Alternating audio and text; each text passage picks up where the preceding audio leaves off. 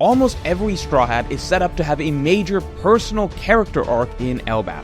After countless New World storylines where the Straw Hats were treated as side characters, this is finally the arc we've been waiting on, where we are once again focusing on the Straw Hat crew as the main characters. And most readers may not realize it, but the setup for nearly every Straw Hat's personal storyline in Elbaf is now complete, including even Usopp's long-awaited Elbaf character arc. It's been subtle, but Oda has put all the pieces in place for the crew, with Elbaf looking like it is actually going to feature the most comprehensive character focus across the entire Straw Hat crew of any One Piece arc yet. So let's get into every personal storyline that has been set up for each member. But before we get into it, I have a great deal for you. For 50% off a full box of meals from Factor, the sponsor of this video. So the simple reality of life is that most working people do not have time to cook every day. And even planning and preparing meals for the entire week ahead is a major time-consuming task on top of a busy work schedule. So what happens is sometimes you probably end up skipping meals, or just getting quick fast food and takeout if you didn't get time to cook the night before. And a lot of it can add up to an unhealthy lifestyle. Factor is a meal prep service that prepares a large variety of delicious meals for you in advance, that are made by professional chefs so they taste restaurant quality. And the most important part is they require zero prep time. You just get your set of meals for the week and you're good. And the best part I've found is how flexible Factor is, because lots of times we do like to have homemade meals, and sometimes we also like to eat out. And so really for all those in-between days when there really isn't enough time to cook, or there's no leftovers, or there's nothing to take to lunch, that's where Factor meals fit in perfectly. So we get to pick at the start of the week how many meals we feel we might need for the week, be that just 4, or maybe 8 or 10, and just like that, we have all our food covered. So if you want to make meal prepping a bit easier and never be stressed about what to eat, just try a box of Factor and see how good the food is, and how easy it is to schedule what you need. Just head to factor75.com or click the link below, and use code 50morge to get 50% off your first Factor box plus free shipping. That's code 50morge at factor75.com to get 50% off plus free shipping on your first box.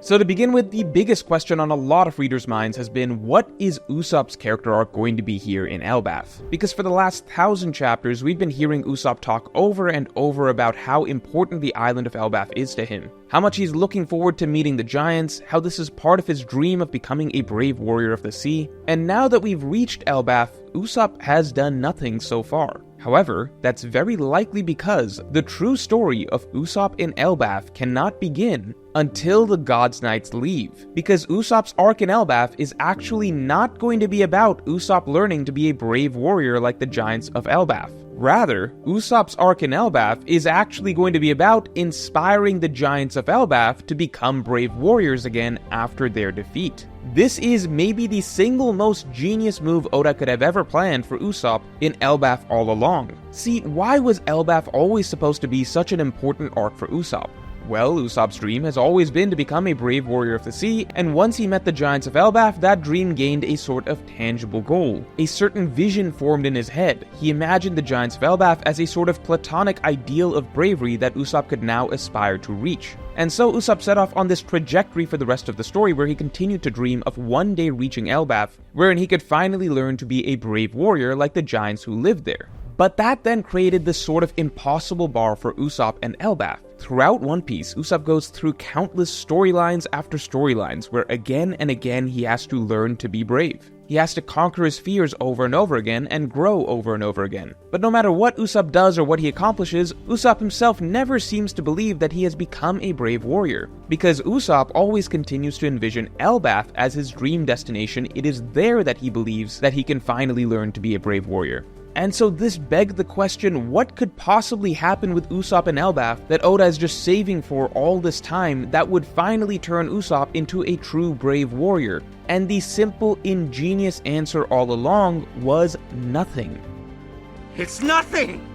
There is no secret ingredient.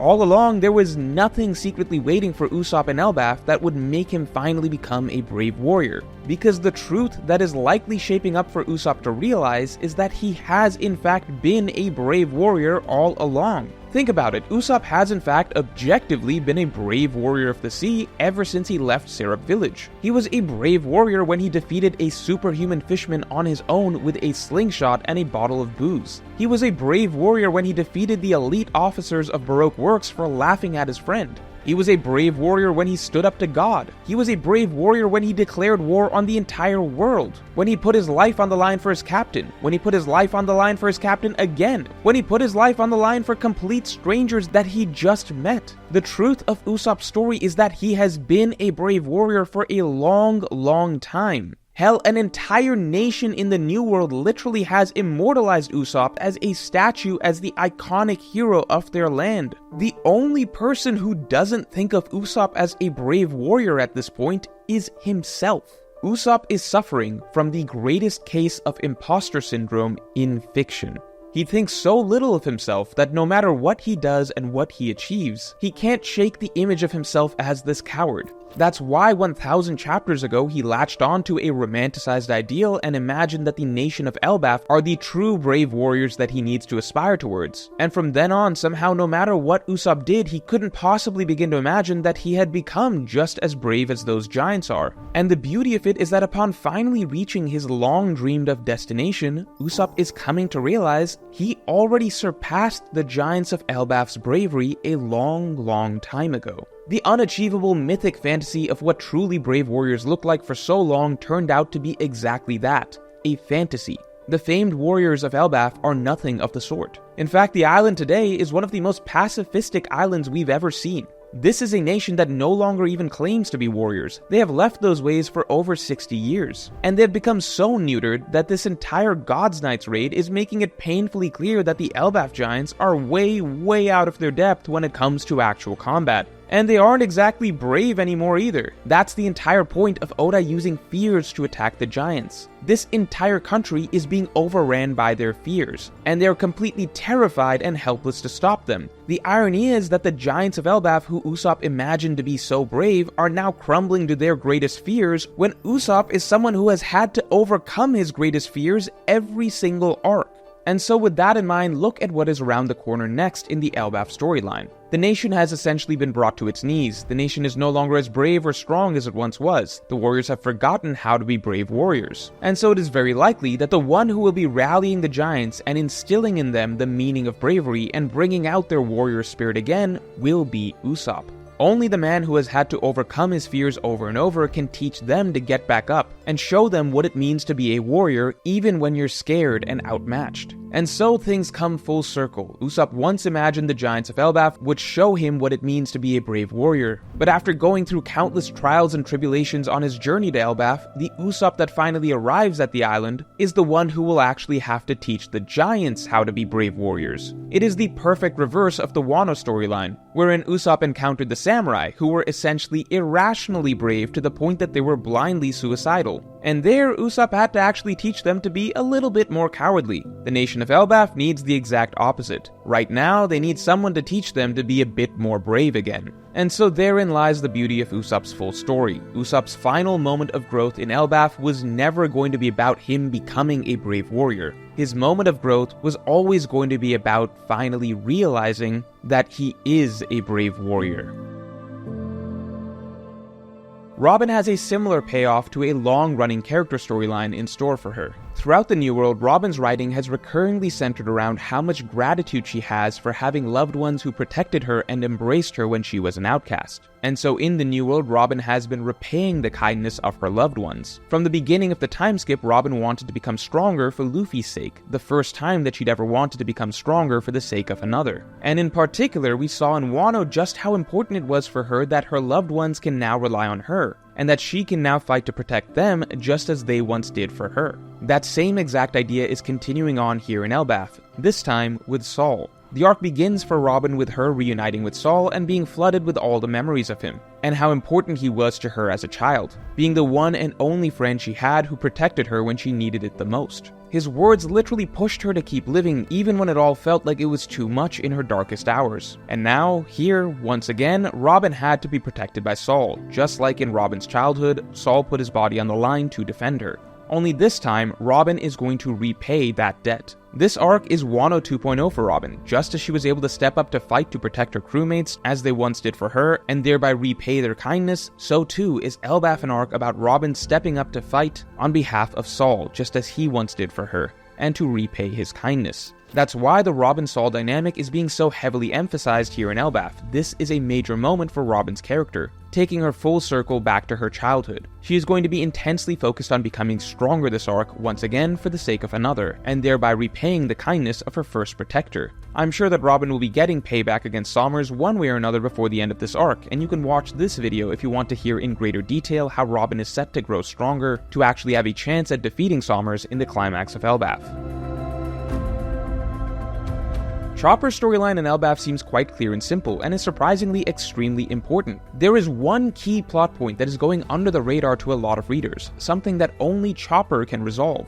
What is the truth of what happened to King Harold? The murder of King Harold is currently the biggest and most important mystery in the Elbaf storyline. Loki supposedly murdered his father along with countless other giant warriors in a great battle to take Harold's fruit. Loki claims that he would never kill his father in cold blood, but the problem is none of the other giants believe him. All the giants who could validate Loki's claims were killed in the battle, and the only other remaining eyewitness from this whole scenario is currently brain damaged. That's right, this sword in the stone right here in Jarl's head is the key to unlocking the truth behind Harold's murder and Loki's innocence. This sword is practically Oda's seal on the truth of the entire incident. If it is removed, the truth can finally come out. Loki can make his claims as to what the truth is all he wants, but the reality is that none of the other giants will believe him, which is why Oda specifically planted one other respected eyewitness in the battle, because Jarl is the one source of truth that can actually vindicate Loki. So this plot point of unlocking Jarl's memory is guaranteed to happen at a crucial juncture in the story, but the simple issue is that there hasn't yet been a doctor skilled enough to remove the sword from Jarl's brain.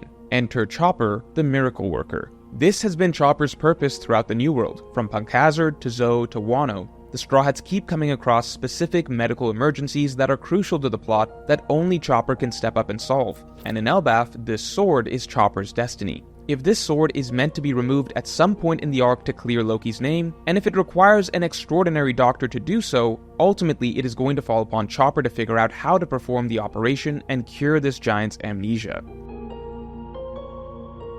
Brook has two interesting angles here in Elbaf. To begin with, it seems like his music is genuinely going to be important plot-wise for the first time, with Gunko clearly being deeply moved by his music. If you've watched previous videos of mine that you can click on after this, then you know that there is an extensive amount of evidence that there is more to Gunko in general as a character than meets the eye. And without a doubt, Oda is writing her with a lot more character complexity than the other Gods Knights so far. The fact that Brook's music, which is all about change and a new world, is captivating even to a God's Knight may speak to the power that music has to affect the soul. I believe there's a lot of evidence that Gunko may change by the end of the arc, and Brook and his music may be one of the most important catalysts for this change. However, at the same time, there is a location in Elbaf that seems like Brook is practically destined to go to: Elbaf's underworld. Brook has long talked about the underworld and how he even draws his powers from the underworld. His ice-based attacks are supposedly drawing from the cold abyss of the underworld. Now, while Elbaf's underworld is obviously just a name for the region, it's not literally the afterlife. At the same time, it symbolically represents what the underworld in One Piece represents: a cold, freezing hellscape. There is no chance that Brook does not make his way to the underworld at some point in Elbaf, and comes out of it even stronger, likely honing his ice powers to an even greater degree. But first, this month, you can get some of One Piece's all-time classic islands for your walls: Alabasta, Reverse Mountain, Punk Hazard, and even Tequila Wolf. The posters are printed on matte paper, hand-cut by the artist himself. Each of these posters can be purchased individually, or you can get all 4 of them together for 50% off. You can also still get the premium package if you want to appear on my streams, and in that case, you can also choose any poster from 2024 as well. So if you want Alabasta, Reverse Mountain, Punk Hazard, and Tequila Wolf for your walls, just hit the link in the description below. All posters from 2024 will also be available in the complete original set bundle. Franky also has 2 major angles that seem set for his character in Elbaf. The first and most important is that Franky will be upgrading the Thousand Sunny in Elbaf, most likely into the ancient weapon Pluton. I explain this concept in far greater detail in this video that you can click. But Franky eventually building another Pluton when the world is in dire need to combat other ancient weapons has been set up and hammered in as a major necessary plot point for his character from all the way back in Water 7 Enies Lobby. This was the responsibility that had been passed down to Franky as his ultimate destiny. And even though he burned the blueprints so that no one else could get their hands on them, Franky himself of course still knows how to make Pluton. And the time of prophecy is coming right now, the final war, where the original Pluton will be unearthed soon. And just as the shipwrights intended, a new Pluton will have to be built to protect against the original Pluton. That is why Oda has brought Franky here, to the Atom Tree, on the eve of the final war. This is the tree that births the Thousand Sunny. This is the one and only tree that can be used to upgrade the Thousand Sunny. This is the setting where Franky was always destined to build Pluton, when the world needs it the most, thereby fulfilling the will of the shipwrights. But at the same time, Franky has also come across the Ancient Lab, and with it, the mysteries of the ancient technologies of the past. I believe that this will not only come into play with the creation of Pluton, as Franky will get to collaborate with Lilith to understand the technologies of the ancient past, but Franky may be able to make breakthroughs that are crucial to understanding the lore of the world in general. In particular, this is also the perfect setup for Franky to finally be able to upgrade his own abilities and weapons, as they have actually remained stagnant ever since the time skip, with all of his best weapons right now being exactly the same as back in Fishman Island. Zoro and Sanji do not have clear character storylines set up for them in Elbaf. However, thematically there are some setups for where their character storylines can go. Sanji of course strongly parallels Scopper Gaban. They play the same role on their respective Pirate King's crews as the left hand of their captain. And most importantly, Gaban's identity as a missionary of love is practically identical to Sanji's views of himself as a warrior of love. There may very possibly be a Sanji and Gaban connection that develops in Elbaf. I mean, Sanji's already falling for a giant woman just like Gaban did. And interestingly, in terms of potential growth and strength for Sanji, Gaban is repeatedly showing himself to be a master of observation haki, seemingly above even the monster trio, providing the perfect opportunity for Sanji to hone his specialty. As for Zoro, Zoro strikes a strong parallel with Loki, with both of their introductions being identical, and both of them embodying the notion of a terrible reputation that does not match their true character. On top of this, Zoro in general embodies a lot of the old school warrior values of Elbaf that the Giants once put on a pedestal, before Harold changed the nation. Zoro is the archetype of the macho, mighty warrior that seeks great battles, the archetype that Elbaf was once known for. And going back all the way to Little Garden, we saw that even the greatest warriors of Elbaf were impressed by Zoro's resolve and pride as a warrior. There are clear thematic connections for Zoro in this island, but where they may go is yet to be determined. And finally, Elbaf is set to be very important for Luffy, specifically in terms of his role in the world at large. The biggest thing that has been harped on over and over in Elbaf, literally from the very beginning with Legoland, is the role of the sun god, Nika. Luffy has just become the newest incarnation of Nika in the modern Third World, and Elbaf seems to be an arc all about uncovering what it actually means to be Nika. This is a setting where every citizen both aspires to be Nika and disagrees on what it means to be Nika, with a lot of build-up around the fact that the fate of the world ultimately comes down to how Nika will act. And most importantly, despite all this lore, Luffy seems to believe that it has nothing to do with him. The reality is, the question of what does it mean to be the sun god seems to be the fundamental question that the Elbaf arc is posing, and that is the question that Luffy will actually have to face by the end of the arc. Whether he rejects any form of destiny or accepts his role remains to be seen, but Elbaf is the arc where Luffy may actually have to start making clear what he actually wants for the world. So let me know in the comments below which Straw Hats arcs you are most excited for in Elbaf. And if you enjoyed this video, then definitely like and subscribe. And if you want to hear what I think Nami and Jinbei's storylines may be in Elbaf, then you can get my extended thoughts on my weekly podcast that just dropped by becoming a member or by supporting me on Patreon. Link in the description below.